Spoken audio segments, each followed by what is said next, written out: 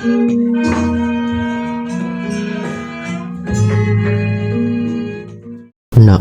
tassa bhagavato arahato sama sambuddhassa.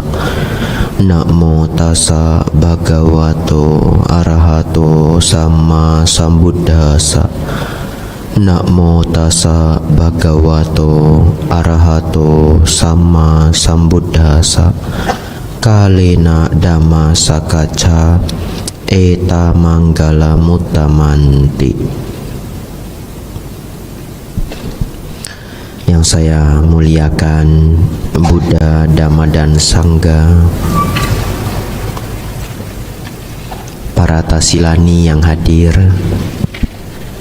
para romo dan ramani, para dayaka dan panitia wihara, serta yang berbahagia, Bapak Ibu, saudara-saudari semuanya, selamat malam, Namo Buddhaya.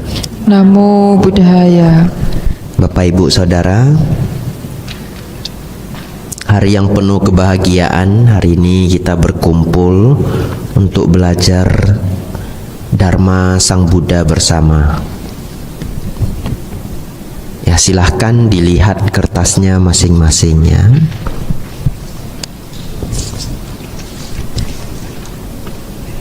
Ada 4 halaman ya, coba dicek. Ada yang kertasnya kurang? Ya. Bapak Ibu Saudara,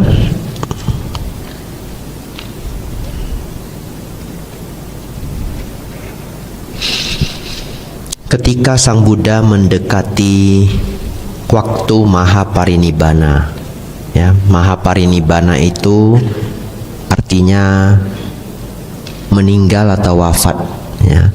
Jadi mendekati Sang Buddha Mahaparinibbana, beliau menunjukkan ke Bante Ananda. Kenapa? Karena di atas langit para dewa menaburkan bunga-bunga surgawi. Ya, beliau meninggal umur 80 tahun seperti yang saya jelaskan kemarin malam. Lalu beliau mengatakan begini, lihatlah Ananda, para dewa-dewa menaburkan bunga-bunga surgawi. Namun sesungguhnya penghormatan tertinggi kepadaku adalah mempraktikkan ajaranku. Ya. Jadi kalau Bapak Ibu nangkap makna dari apa yang diungkapkan Sang Buddha adalah tentu ya, memberikan amisadana yaitu bunga, dupa, lilin adalah bentuk puja kepada Sang Buddha. Tapi Sang Buddha sendiri mengharapkan puja yang tertinggi adalah mempraktikkan ajaran beliau. Jadi Bapak Ibu Saudara, hari ini kita akan belajar sutta khotbah Sang Buddha. Sembari kita belajar, Bapak Ibu juga sedang melakukan penghormatan kepada Sang Buddha. Ini adalah bentuk dari puja bakti kita. Bapak Ibu Saudara, hari ini kita akan belajar satu sutta yang legend sekali. Namanya adalah Kalama Sutta. Sangat terkenal. Apalagi terkhusus untuk para biku scholar ya, atau biku pembelajar di seluruh dunia. Sutta ini termasuk sutta yang sangat terkenal. Saking terkenalnya, ada ukiran batu tulisan Kalama Sutta di wihara ini. Kemarin malam sudah saya sampaikan. Yang belum ketemu nanti cari lagi ya. Beneran ada di wihara ini ya. Nanti cari di mana tulisannya. Tapi Bapak Ibu, tulisan itu singkat. Hari ini kita akan belajar yang lengkap.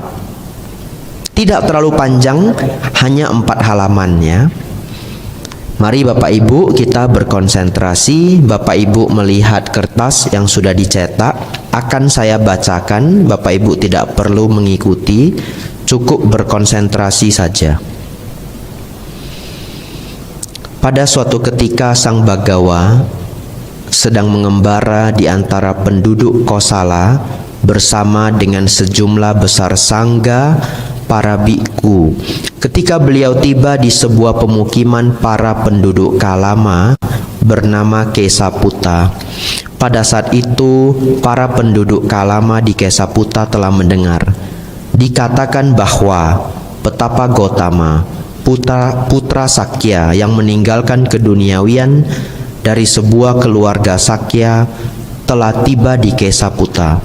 Sekarang berita baik sehubungan dengan Guru Gotama telah beredar sebagai berikut, bahwa Sang Bagawa adalah seorang arahan, tercerahkan sempurna, dan mengungkapkan kehidupan spiritual yang lengkap dan murni sempurna.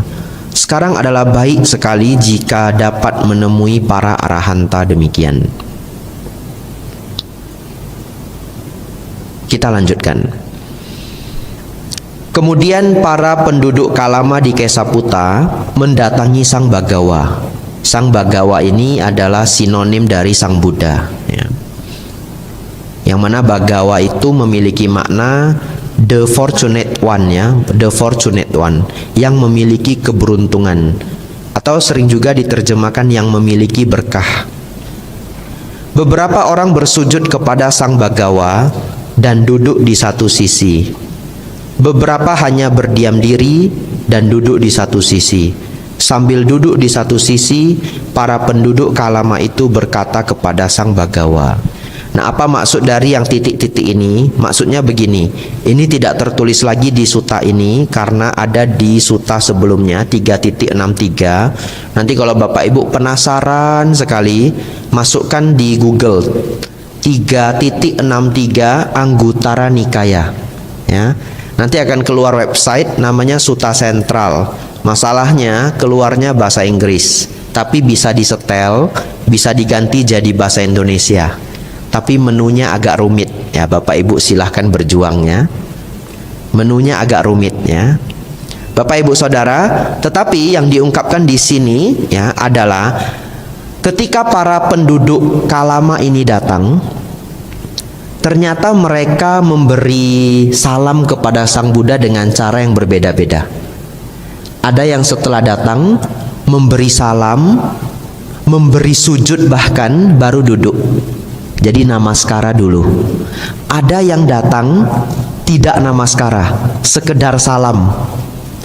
Ada yang datang salam pun tidak mau, duduk aja. Itu maksud dari titik-titik ini. Kenapa demikian? Itu artinya setiap penduduk Kalama yang hadir itu punya tingkat keyakinan dan tingkat respect yang berbeda-beda, ya. Dan bahkan kami para biku memerhatikan hal ini. Kalau ada umat datang, kami akan melihat bagaimana cara dia menyapa kami. Kenapa? Karena itu akan menentukan kalau dia bertanya jawaban apa yang akan saya jawab. Kalau dia datang sudah Namo Buddhaya Bante, berarti umat Buddha sendiri, betul? Ya. Tapi kalau dia tidak mengerti Namo Buddhaya, kemudian duduk seperti umat yang baru pindah ke Buddhis, saya tahu ini kemungkinan orang baru pindah. Nanti itu akan menentukan jawaban apa yang saya berikan kalau dia mengajak diskusi. Bapak Ibu Saudara, kita lanjutkan. Paragraf ketiga. Dari 4 halaman ini, halaman pertama adalah yang paling penting. Jadi nanti kita akan bahas halaman pertama agak lengkap, ya. Kita lanjutkan. Bante, ada beberapa petapa dan brahmana yang datang ke Kesaputa. Mereka menjelaskan dan membabarkan doktrin-doktrin mereka sendiri, tetapi meremehkan, menjelek-jelekkan, mencemooh, dan mencela doktrin yang lain. Tetapi kemudian beberapa petapa dan brahmana lainnya datang ke Kesaputa, dan mereka juga menjelaskan dan membabarkan doktrin-doktrin mereka sendiri, tetapi meremehkan, menjelek-jelekkan, mencemooh, dan mencela doktrin yang lain. Kami menjadi bingung dan ragu-ragu. Bante, sehubungan dengan petapa mana yang mengatakan yang sebenarnya dan yang mana yang berbohong? Bapak Ibu Saudara, ini adalah gaya sastra 2600 tahun yang lalu. Diterjemahkan ke bahasa Indonesia, gaya sastranya seperti ini. Kalau Bapak Ibu tidak familiar membaca suta, memang bisa membingungkan ya. Tapi di sini saya akan menjelaskan. Bapak Ibu Saudara, orang Kalama ini tinggal di tempat tadi namanya adalah Kesaputa. Kebetulan Kesaputa ini dekat dengan daerah hutan pertapaan, sehingga mereka sering dikunjungi para pertapa. Lalu para pertapa yang mengunjungi mereka, kadang-kadang juga para pertapa ini nginap di desa Kesaputa, ya, terlebih hari Uposata. Kenapa? Karena zaman Sang Buddha, di setiap hari Uposata itu dianggap hutan menjadi sangat menyeramkan. Hari Uposata dianggap di hutan itu akan keluar makhluk-makhluk mengerikan yang bisa memakan manusia. Itu mitos di zaman Sang Buddha. Jadi kalau Ceit Capgo hari Uposata mereka tidak masuk hutan, nginap di desa. Nah Bapak Ibu Saudara, banyak para pertapa mengajarkan doktrin-doktrin mereka dan juga menjelek-jelekkan ajaran orang lain, ya. Dan datang lagi Brahmana yang lain. Jadi dijelaskan oleh orang Kalama ini bukan hanya satu Bante, tapi berulang-ulang. Yang mana yang jujur atau yang mana yang benar dan yang mana yang tidak benar, itu pertanyaan dari orang Kalama. Sang Buddha akan menjawab seperti apa ya? Ini misteri juga ya. Apakah Sang Buddha juga akan menjawab dengan doktrin-doktrin beliau? Mari kita lanjutkan.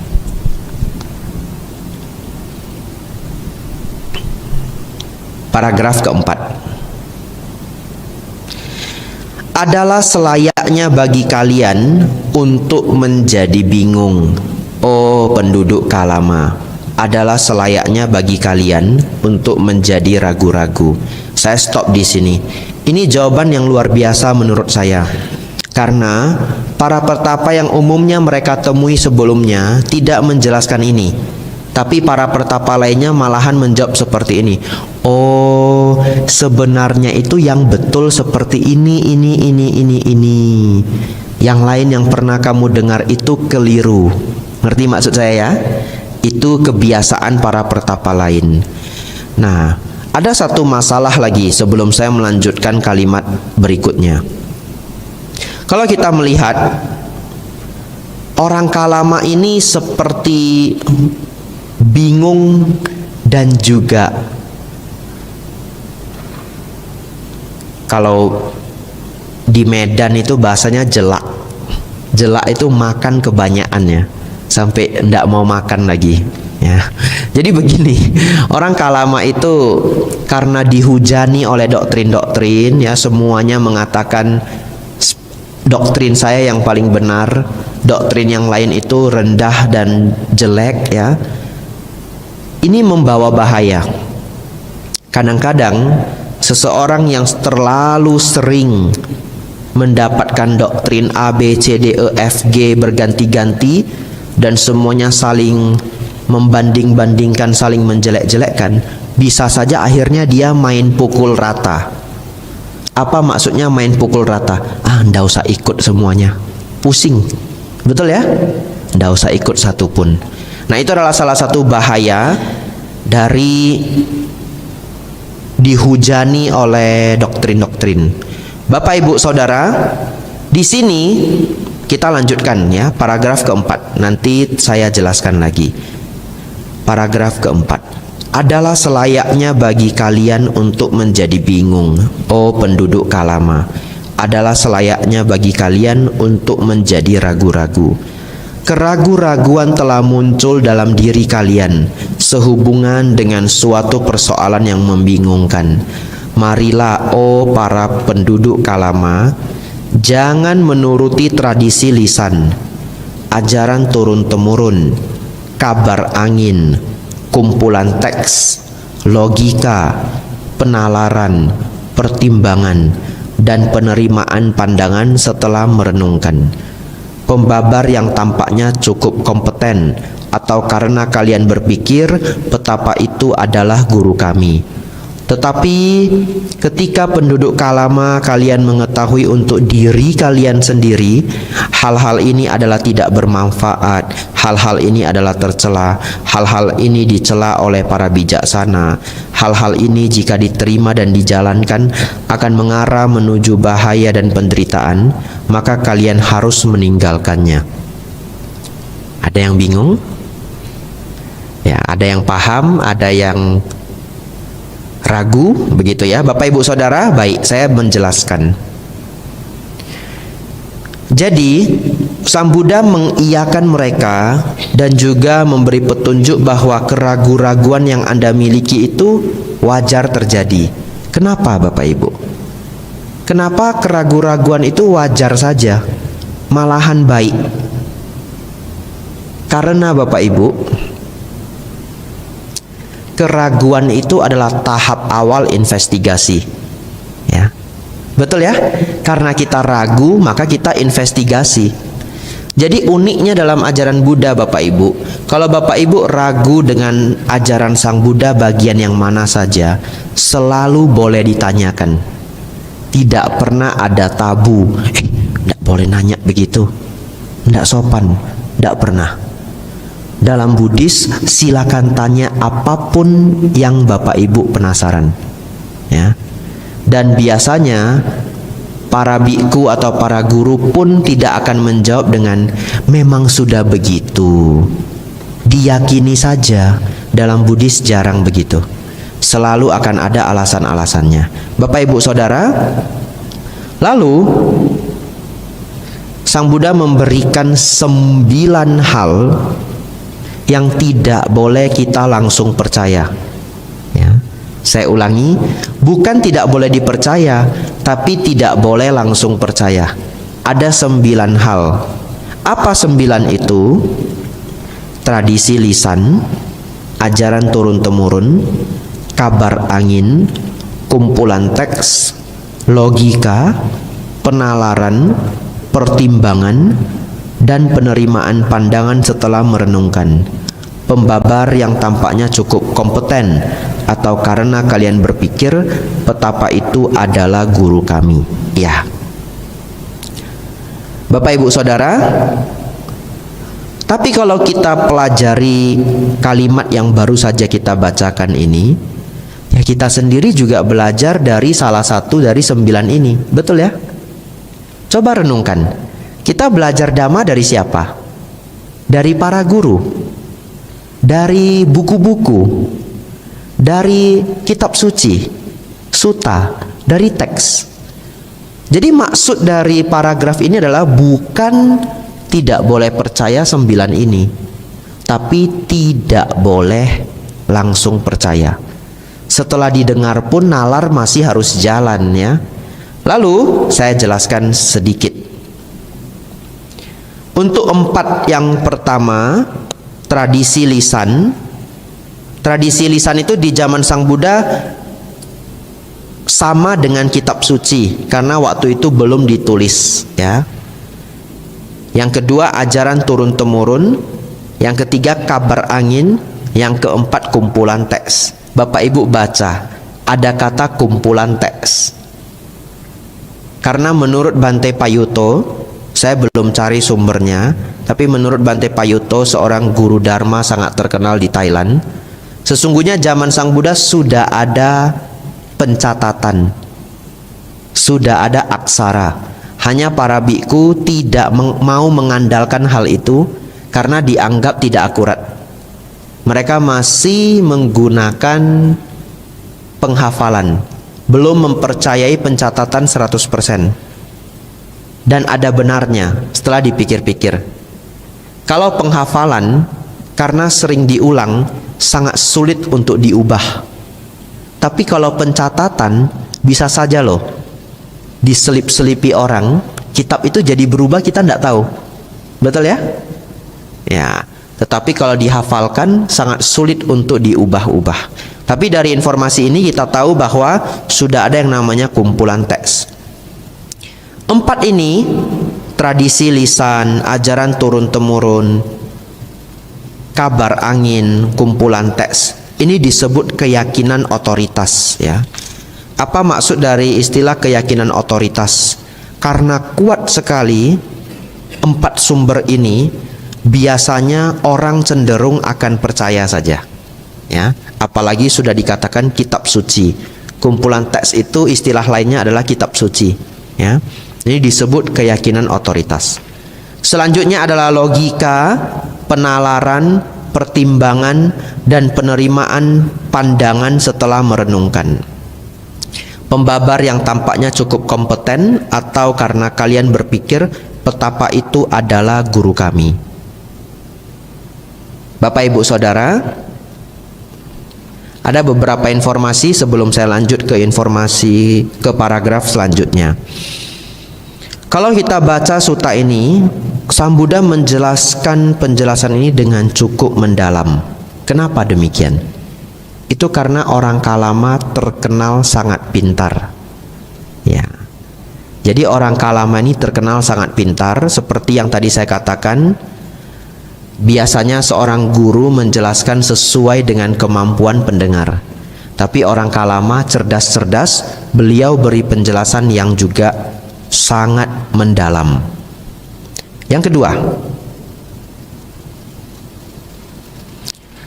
logika dan penalaran, dua ini sangat mirip ya, sangat mirip. Tapi apa sih bedanya? Contoh ya, logika itu bisa juga dipahami sebagai aliran-aliran filosofi. Saya beri contoh. Ada aliran filosofi di barat yang mana mereka mengungkapkan sesungguhnya seluruh alam semesta ini adalah rangkaian matematika. Ya, itu adalah pemahaman mereka ya. Mereka punya alasan-alasan, mereka punya ide-ide untuk mengungkapkan hal itu. Sedangkan penalaran, contoh dari penalaran itu adalah pemahaman zaman dulu di Yunani. Hanya dengan nalar, jadi dari hasil pemikiran sendiri, tapi biasanya yang memikirkan itu adalah orang pintar, kemudian diajarkan ke semua orang. Contoh penalaran adalah zaman Yunani kuno, mereka percaya makhluk hidup itu muncul dari benda mati. Ya, bingung ya? Saya kasih contoh. Gelas ini benda mati atau benda hidup? Benda mati ya. Kalau ada yang jawab benda hidup, besok cek ya. Ya, cek matanya, mungkin kacamatanya minus ya. Bapak Ibu Saudara, ini di zaman Yunani bisa jadi benda hidup. Ini bisa jadi kodok. Ya beneran. Gimana caranya? Mereka percaya bahwa makhluk hidup itu muncul dari makhluk mati. Contoh, ada sebuah kolam. Kolam itu kita lempari batu. Begitu dilempar batu, ada kodok yang loncat. Nah, itu batu sudah jadi kodok. Ya. Jadi kalau Bapak Ibu nanti pergi cari kolam yang ada kodoknya, nah lempar dah gelas ini. Kodoknya terkejut, loncat dia. Mereka menganggap ini gelas sudah jadi kodok. Tapi kalau pakai contoh batu dan kodok masih meragukan. Tapi ada loh contoh yang sulit sekali kita patahkan. Daging. Daging kalau diletakkan, lama-lama akan muncul ulat, betul ya? Dari mana ulatnya datang?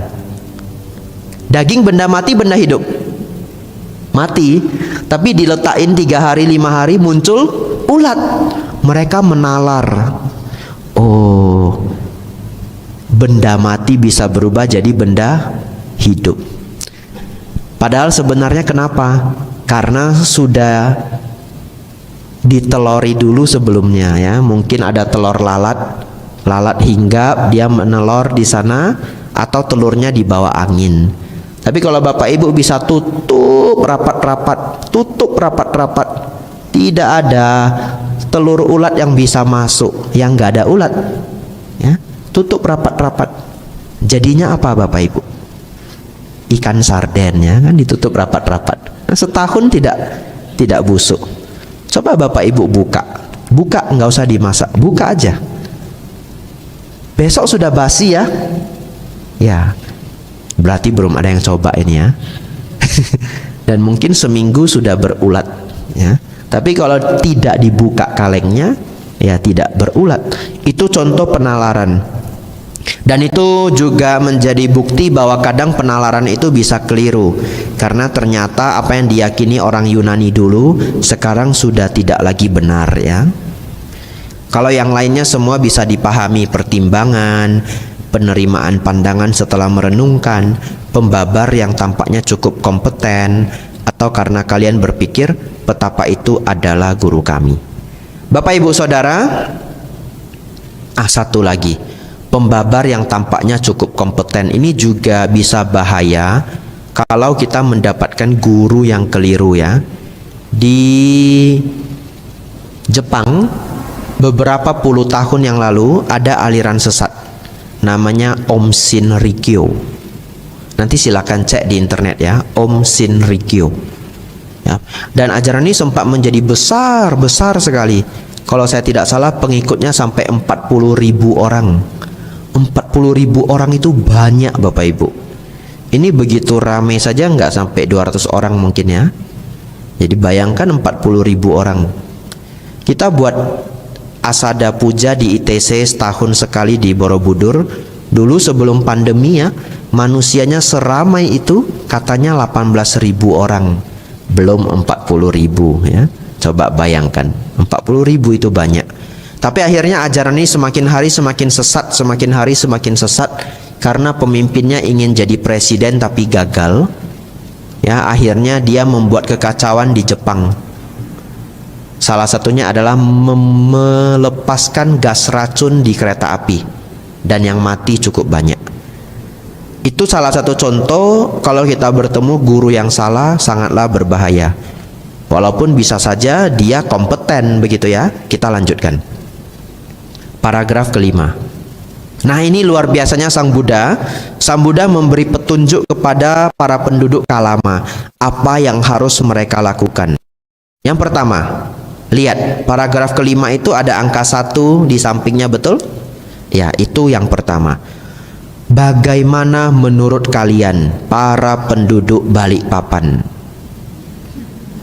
ketika keserakahan muncul dalam diri seseorang, apakah hal itu demi kesejahteraan atau bahaya baginya? Bagaimana? Serakah itu bikin apa, demi kesejahteraan atau demi bahaya? Demi bahaya baginya, Bante, jawab penduduk Kalama, ya. Para penduduk Kalama, seseorang yang penuh keserakahan, dikendalikan oleh keserakahan, pikirannya dikuasai oleh keserakahan, akan melakukan pembunuhan, mengambil apa yang tidak diberikan, melakukan pelanggaran dengan istri orang lain, dan mengucapkan kebohongan. Dan ia menganjurkan orang lain untuk melakukan hal serupa. Apakah itu akan mengakibatkan bahaya dan penderitaan baginya untuk waktu yang lama? Benar, Bante. Bagaimana menurut kalian para penduduk Kalama, ketika kebencian muncul dalam diri seseorang, apakah hal itu demi kesejahteraan atau bahaya baginya? Demi bahaya baginya, Bante. Para penduduk Kalama, seseorang yang penuh kebencian, dikendalikan oleh kebencian, pikirannya dikuasai oleh kebencian, akan melakukan pembunuhan. 3 titik ini artinya mengulang paragraf sebelumnya, ya. Ia akan melakukan pembunuhan, pencurian, ya, curang dengan istri orang lain, dan seterusnya. Dan ia menganjurkan orang lain untuk melakukan hal serupa. Apakah itu akan mengakibatkan bahaya dan penderitaan baginya untuk waktu yang lama? Benar, Bante. Bagaimana menurut kalian para penduduk Kalama, ketika moha muncul dalam diri seseorang, apakah hal itu demi kesejahteraan atau bahaya baginya? Demi bahaya baginya, Bante. Para penduduk Kalama, seseorang yang penuh delusi atau moha, dikendalikan oleh moha kebodohan batin, pikirannya dikuasai oleh kebodohan batin, akan melakukan pembunuhan, pencurian, curang dengan istri orang lain, dan seterusnya. Dan ia menganjurkan orang lain untuk melakukan hal serupa. Apakah itu akan mengakibatkan bahaya dan penderitaan baginya untuk waktu yang lama? Benar, Bante. Jadi Sang Buddha mengajak para penduduk Kalama untuk menyadari bahwa apapun yang membawa pada dosa loba moha, atau kalau di sini loba dosa moha, keserakahan, kebencian, kebodohan batin, itu membawa bahaya. Betul ya? Kita lanjutkan. Bagaimana menurut kalian para penduduk Kalama? Apakah hal-hal ini adalah bermanfaat atau tidak bermanfaat? Tidak bermanfaat, Bante. Tercela atau tidak tercela? Tercela, Bante. Dicela atau dipuji oleh para bijaksana? Dicela oleh para bijaksana, Bante. Jika diterima dan dijalankan, apakah hal-hal ini mengarah menuju bahaya dan penderitaan atau tidak? Atau bagaimanakah kalian menganggapnya? Mereka menjawab, jika diterima dan dijalankan, maka hal-hal ini akan mengarah menuju bahaya dan penderitaan. Demikianlah kami menganggapnya. Bapak Ibu Saudara bisa melihat Sang Buddha bertemu dengan penduduk yang cerdas dan beliau mengajar dengan pola diskusi. Betul ya? Ya, beliau mengajar dengan pola diskusi ketika bertemu mereka yang cerdas. Kita lanjutkan. Demikianlah para penduduk Kalama ketika kami berkata, marilah para penduduk Kalama, jangan menuruti tradisi lisan, titik, artinya yang tadi 9 tadi. Tetapi ketika kalian mengetahui untuk diri kalian sendiri, hal-hal ini adalah tidak bermanfaat, hal-hal ini adalah tercela, hal-hal ini dicela oleh para bijaksana, hal-hal ini jika dijalankan dan dipraktikkan akan mengarah menuju bahaya dan penderitaan, maka kalian harus meninggalkannya. Adalah karena alasan ini maka hal ini dikatakan. Baik, sejauh ini kita flashback sedikit. Apa maksud dari ajaran Sang Buddha sejauh ini? Maksudnya adalah, kalau kita melihat yang 9 tadi,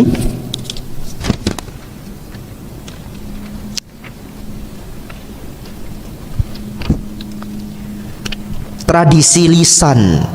Kalau sebuah tradisi, Bapak Ibu, setiap suku, setiap bangsa ada tradisi masing-masing. Kalau tradisi itu membawa pada loba dosa moha, harus kita tinggalkan, ya. Harus kita tinggalkan. Ada sebuah desa, nanti cari di Google, saya lupa nama desanya. Mereka punya tradisi, kalau mereka mau menikah boleh nyulik anak perempuan orang, dan kalau berhasil boleh dinikahkan. Ini beneran, dicari di Google ya. Agak sulit mungkin nyarinya.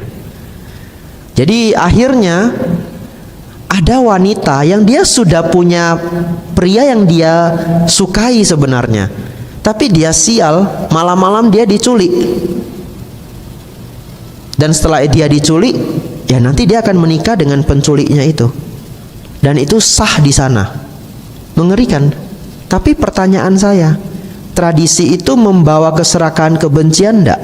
Membawa. Yang dinikahkan juga enggak ikhlas dinikahkan, ya. Ini contoh. Nah, kalau misalkan Sang Buddha ada di tempat itu, mungkin Sang Buddha akan menasehati mereka untuk meninggalkan tradisi itu. Tapi saya tidak tahu mereka Buddhis atau bukan, ya. Tapi ini hanya sebagai contoh saja. Kadang tradisi itu memang di dalamnya terkandung loba dosa moha, ya. Mereka menculik anak perempuan orang ya juga karena loba. Betul ya? Kita lanjutkan. Dan juga 9 yang lainnya, ya, ketika kita membaca sebuah kitab, kalau kitab itu mengajarkan kejahatan, membawa pada loba dosa moha, harus kita tinggalkan, walaupun semua orang menganggap buku itu suci. Ada sebuah contoh. Ketika itu saya masih SMP, saya membaca majalah namanya Intisari. Ada yang tahu ya majalah Intisari? Sekarang masih ada enggak? Sudah enggak ada ya? Ada yang jawab masih, ada yang enggak ya? Enggak tahu saya ya. Sudah digital mungkin sekarang. Bapak Ibu Saudara, di Intisari yang saya baca itu ada sebuah artikel mengenai ajaran setan. Jadi ada seorang anak umur 9 tahun, dia ikut ajaran setan ini. Keluarganya enggak tahu. Keluarganya enggak tahu dia ikut agama setan. Namanya anak umur 9 tahun, bagaimana memilih apa yang baik, apa yang tidak baik, betul ya? Akhirnya anak umur 9 tahun ini semakin belajar, dan mereka yang menganut ajaran setan ini punya kebiasaan sampai hari ini masih ada. Kadang-kadang mereka membuat ritual dengan membunuh rusa atau hewan lainnya, sampai hari ini masih ada. Dan pembunuhannya itu mengerikan, kadang dikuliti, sangat mengerikan. Saya tidak tahu dikulitinya itu masih hidup atau tidak, tapi mereka memang mengagungkan kekejaman. Nah, setelah makhluk itu mati, nanti dibuatlah simbol-simbol setan ya. Nah, Bapak Ibu Saudara, anak umur 9 tahun ini diberi doktrin bahwa kamu tidak perlu khawatir kalau nanti kamu meninggal, masuk neraka tidak perlu khawatir. Kenapa? Karena rajanya neraka adalah pelindung kita. Nah, lucu ya doktrinnya ya. Kalau Bapak Ibu kenal sama pimpinannya neraka, berarti masuk neraka tidak ngeri lagi ya. Itu maksudnya ya. Nah, ada di sini yang kenal sama Giam Loong. Nah, anak ini percaya, dia ikut ajaran ini cukup lama. Akhirnya dia mau membuat ritual agung ya. Apa ritual agung? Maaf ya, agak mengerikan. Membunuh ibunya sendiri. Ketika ibunya tidur, dia tusuk ibunya sendiri sampai mati. Itulah mengerikannya sebuah doktrin yang keliru ya. Bapak Ibu Saudara, lindungi anak-anak Bapak Ibu, ajarkan dhamma. Jangan punya konsep anak biar aja mau belajar agama apa, pilihan dia sendiri. Wah, anaknya masih umur 8 tahun disuruh pilih sendiri, bagaimana milih sendiri? Betul ya? Bapak Ibu ajari ajaran terbaik menurut Bapak Ibu. Kalau nanti dia umur 25, dia pindah agama, itu pilihan dia, betul ya? Setelah dia punya nalar, dia sudah dewasa. Tapi kalau umur 10 tahun tidak diajarkan dharma, berarti kita tidak melakukan tanggung jawab ya. Jangan sampai orang lain yang ngajari dia ajaran sesat ya. Ajarkanlah dia ajaran yang baik. Bapak Ibu, sampai mana kita?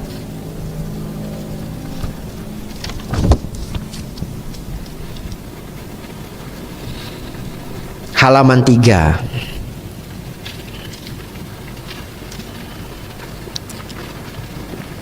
Akan saya baca dari bagaimana menurut kalian. Ketemu ya? Kita lanjutkan. Bagaimana menurut kalian para penduduk Kalama? Apakah hal-hal ini adalah bermanfaat atau tidak bermanfaat? Harus naik 1 paragraf, 2 paragraf ya, para penduduk Kalama. Tadi pertama Sang Buddha bertanya yang buruk-buruk ya, kebencian dan lain-lain.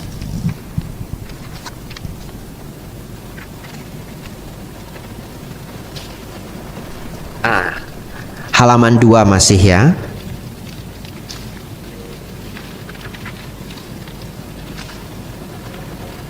Ya, dari nomor 1 bagian bawah. Tadi Sang Buddha bertanya mengenai keserakahan, kebencian dan kebodohan batin. Sekarang Sang Buddha bertanya yang baik ya, ketidakserakahan. Nah, zaman Sang Buddha mereka senang menggunakan kata-kata negasi. Apa maksudnya kata-kata negasi? Serakah sebenarnya antonimnya apa? Dermawan, betul ya? Serakah lawannya adalah dermawan. Kebencian lawannya adalah cinta kasih. Tapi zaman Sang Buddha gaya sastra mereka senang dengan negasi. Serakah nanti menggunakan ketidakserakahan. Benci lawannya ketidakbencian. Mari kita lanjutkan. Bagaimana menurut kalian para penduduk Balikpapan? Ketika ketidakserakahan muncul dalam diri seseorang, apakah hal itu demi kesejahteraan atau bahaya baginya? Demi kesejahteraan baginya, Bante. Para penduduk Kalama Seseorang yang tanpa keserakahan, tidak dikendalikan oleh keserakahan, pikirannya tidak dikuasai oleh keserakahan, tidak akan melakukan pembunuhan, tidak mengambil apa yang tidak diberikan, tidak melakukan pelanggaran dengan istri orang lain, dan tidak mengucapkan kebohongan. Dan ia juga tidak akan menganjurkan orang lain untuk melakukan hal serupa. Apakah itu akan mengakibatkan kesejahteraan dan kebahagiaan baginya untuk waktu yang lama? Benar, Bante. Jadi penduduk Kalama mengiyakan kalau orang tidak serakah maka ia akan mendapatkan kesejahteraan. Jadi kita juga mendapatkan petunjuk di sini, orang Kalama selain cerdas juga bermoral, ya. Karena mereka menjauh mengikuti moral baik. Kita lanjutkan.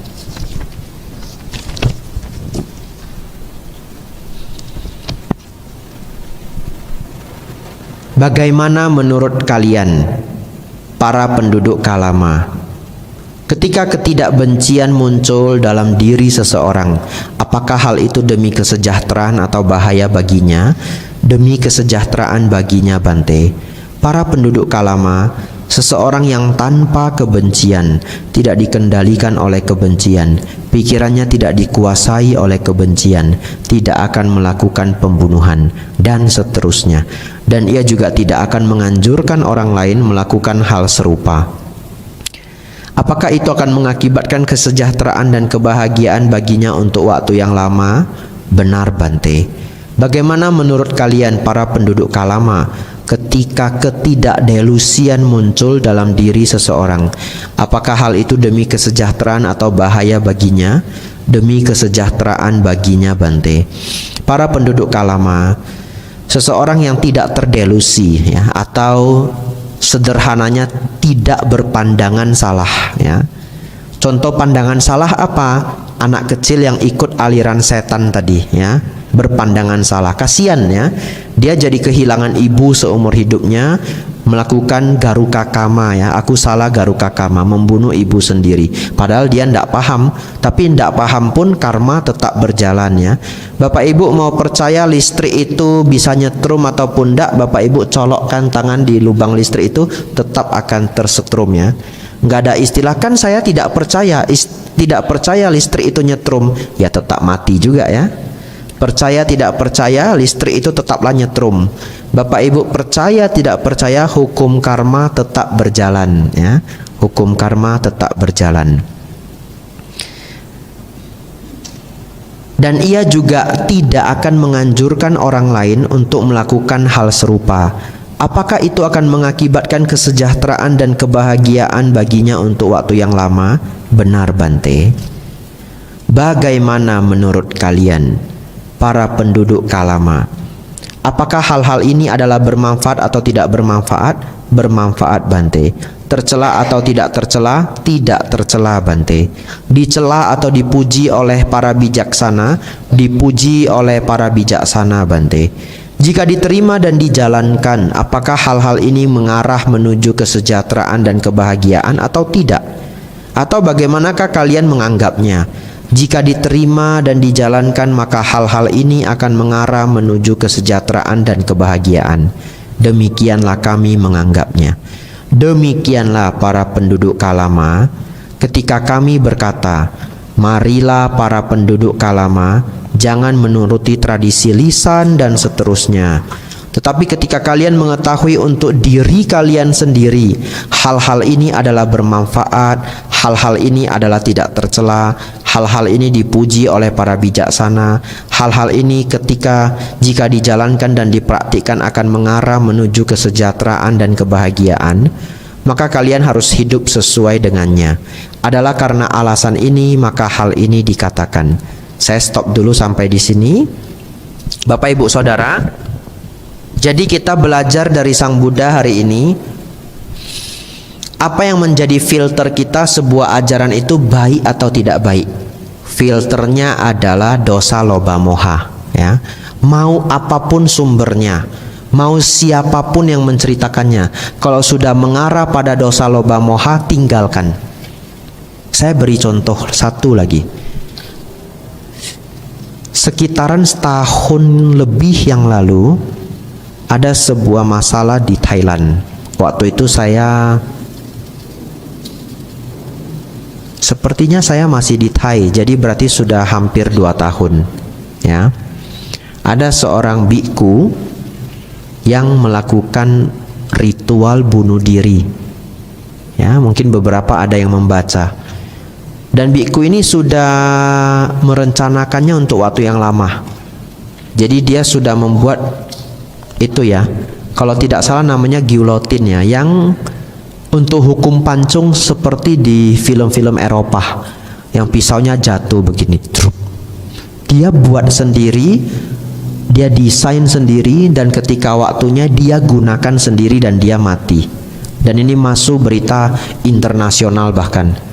Karena waktu itu saya ada di sana, ada di Thailand.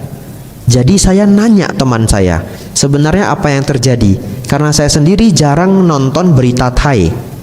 Sudah lama saya tidak mengikuti berita terlalu banyak, karena makin diikuti makin stres ya. Dan tidak ada kepentingan saya juga untuk banyak membaca berita. Kalau saya berita yang saya tahu itu yang sangat-sangat headline. Yang sangat-sangat headline saya tahu. Tapi kalau yang sekedar-sekedar saya sudah tidak tahu. Bapak Ibu Saudara, kata teman saya, ternyata biku itu mengikuti kitab kuno. Kitab kuno itu masih bagian dari keyakinan kitab tafsir. Padahal kitab kuno itu sebenarnya 300 tahun yang lalu sudah di-ban oleh kerajaan Thailand. Entah bagaimana dia bisa ketemu bukunya. Dan dia percaya kalau dia melakukan ritual pancung itu, dia mengorbankan dirinya demi kebaikan dhamma. Tidak tahu doktrinnya seperti apa. Nah, ini orang tidak ikut filter. Kalau Anda bunuh diri mati, bagaimana meditasi mencapai nibbana? Betul enggak? Tidak masuk akal. Dan di dalam ajaran Sang Buddha, di dalam sutta Tripitaka yang kita baca, tidak ada mengenai hal itu. Ya, tapi itulah, karena merupakan kitab tafsir yang dia percayai, akhirnya dia melakukan itu. Kalau Sang Buddha masih hidup, pasti itu digolongkan sebagai praktik kebodohan ya. Oleh karena itu Bapak Ibu, kapanpun Bapak Ibu menemukan buku, kitab ya, walaupun mungkin berlabel, bahkan berlabel ajaran Buddha, gunakanlah filter ini. Ikuti yang adosa, aloba, amoha, yang membawa pada meta, karuna, mudita, upekha. Tapi kalau membawa pada adosa, aloba, amoha, kalau membawa pada loba, dosa, moha, tinggalkan ya. Kita lanjutkan. Kemudian para penduduk Kalama, siswa mulia itu yang hampa dari kerinduan. Maksudnya hampa dari keinginan. Karena kemarin kita sudah belajar nafsu, keinginan itu membawa pada dukkha ya. Jadi beliau sedang memberi contoh, kalau seseorang telah menjadi mulia, batinnya telah menjadi luhur, ini loh ciri-cirinya ya. Hampa dari kerinduan, hampa dari niat buruk, tidak bingung, memahami dengan jernih, penuh perhatian, berdiam dengan meliputi satu arah, dengan pikiran yang dipenuhi dengan meta, cinta kasih, dengan dipenuhi dengan karuna, belas kasihan, dengan pikiran yang dipenuhi dengan kegembiraan altruistik atau mudita. Altruistik itu adalah perbuatan kedermawanannya, dalam bahasa akademik sering disebut altruism atau altruistik. Dengan pikiran yang dipenuhi dengan keseimbangan atau upekha. Demikian pula dengan arah kedua, ketiga dan keempat. Demikian pula ke atas, ke bawah, dan ke sekeliling, dan ke segala penjuru, dan kepada semua makhluk seperti kepada diri sendiri. Ia berdiam dengan meliputi seluruh dunia dengan pikiran yang dipenuhi dengan keseimbangan, luas, luhur, tanpa batas, tanpa permusuhan, tanpa niat buruk. Bapak Ibu Saudara, di sini luar biasa sekali ungkapan ini. Jadi kalau seseorang disebut suci, disebut mulia, ya, disebut suci itu harus punya karakter ini. Jadi kalau satu hari Bapak Ibu diajak teman sampai ke tempat yang jauh, Tiba di sana semua orang sedang menghormat pada satu sosok dan semua orang mengatakan itu orang suci. Kamu beruntung loh bisa ketemu dia. Dia jarang loh ke Indonesia. Itu orang suci loh. Ayo kita minta berkah. Ya. Dan sampai zaman ini hal-hal seperti itu masih ada. Ya. Hanya saya tidak menyebutkan nama dan contoh karena cukup sensitif. Kalau Bapak Ibu dipertemukan dengan orang suci, lihat, ini menjadi ciri-cirinya. Kalau tidak mengikuti ciri-ciri ini, maka secara dharma bukan orang suci. Ya. Yang pertama, hampa dari kerinduan, atau kita bisa melihat dia sedikit keinginan. Ya. Hampa dari niat buruk, ya, tidak ada ucapan, pikiran, perbuatan jahat terhadap orang lainnya. Tidak bingung, ya, mantap dalam berpikir, memahami dengan jernih, penuh perhatian, berdiam dengan meliputi satu arah dengan pikiran yang dipenuhi dengan metta, karuna, mudita, upekha. Jadi Bapak Ibu Saudara, kalau Bapak Ibu sulit menghafal ini semua, hafal saja. Karakter dari orang suci adalah metta, karuna, mudita, upekha. Kalau Bapak Ibu ingin menjadi luhur, pelan-pelan kembangkanlah metta, karuna, mudita, upekha. Kemudian juga tanpa nafsu, tanpa kebencian dan yang lainnya. Lanjut. Siswa mulia ini, para penduduk Kalama yang pikirannya tanpa permusuhan seperti ini, tanpa niat buruk, tidak kotor dan murni, telah memenangkan 4 jaminan dalam kehidupan ini. Ini bagus sekali 4 jaminan ini, ya. 4 jaminan ini ada di mana? Halaman keempat, ya. Ya betul toh? Ini bagian yang juga sangat luar biasa, ya. Akan saya bahas setelah saya minum dulu, ya.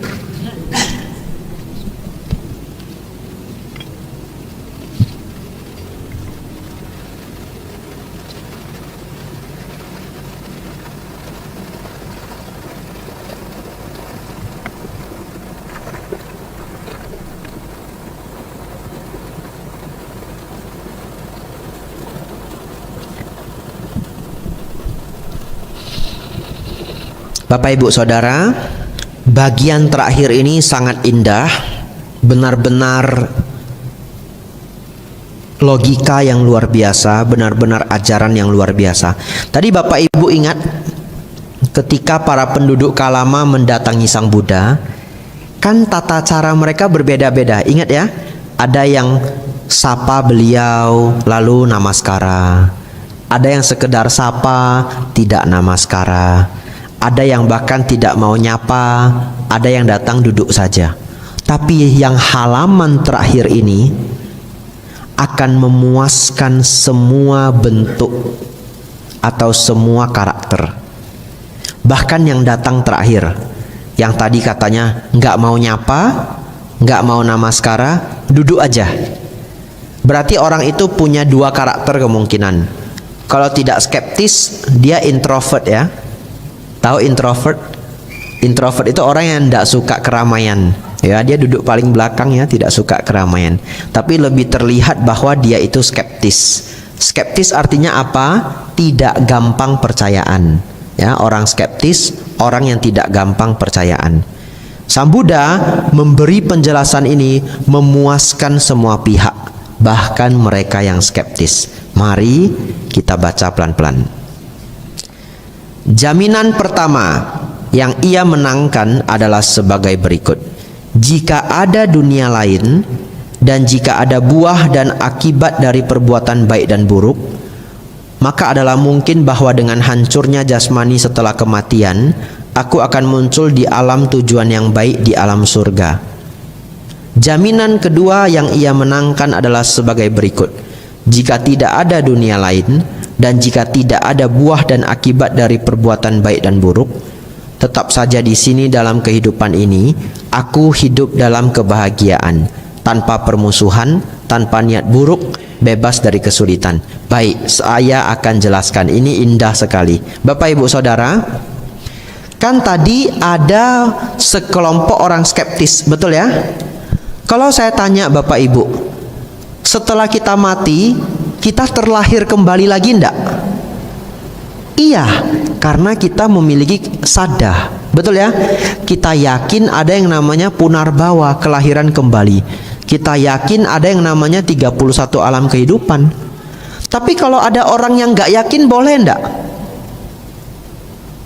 Ya boleh ya, karena kan tadi di depan Sang Buddha mempersilahkan untuk ragu, betul ya? Dia ragu, ya boleh. Di sini luar biasanya Sang Buddha. Sang Buddha mengatakan begini, jika setelah kita mati ternyata ada kelahiran kembali, maka kita yang sudah berbuat baik ini akan terlahir di alam surga. Kita menang 1 poin, betul?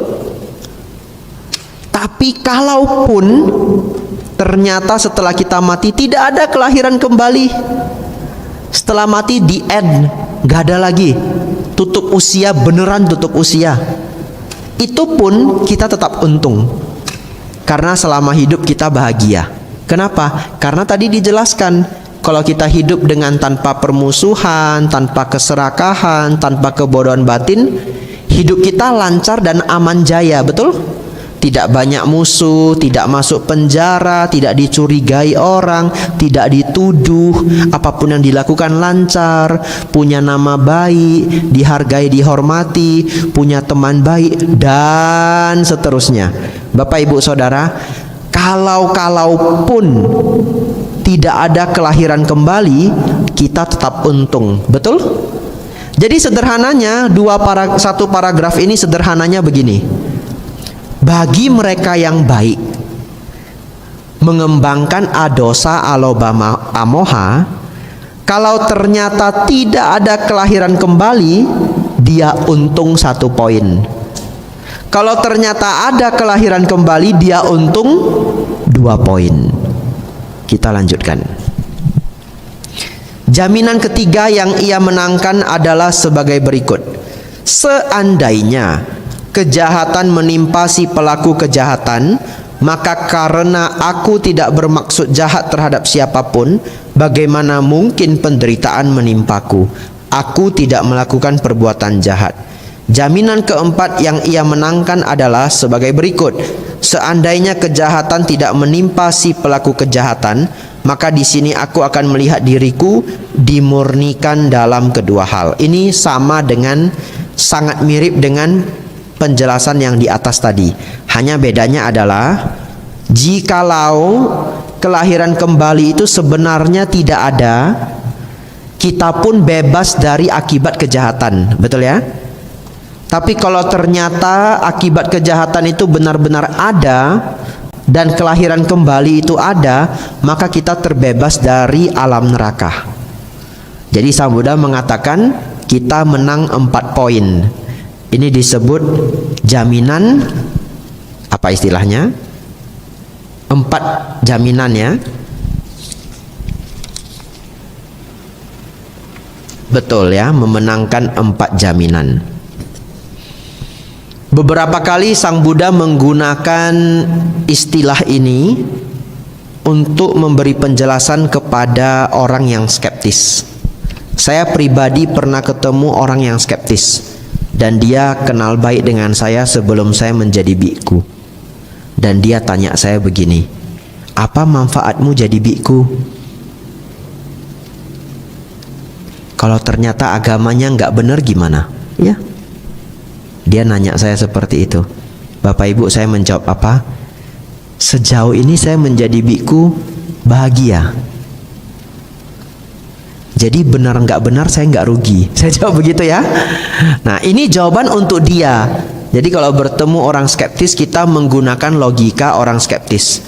Kalau selama saya menjadi biku tidak menderita, kulit saya tidak sakit, mental saya tidak sakit, berarti kan saya tidak ada rugi ya.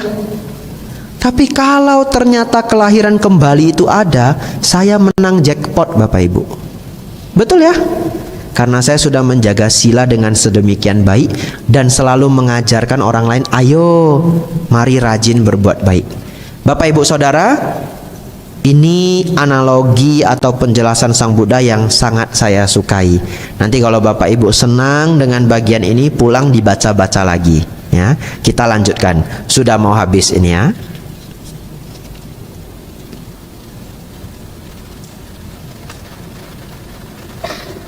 Demikian Sang Bagawa, demikianlah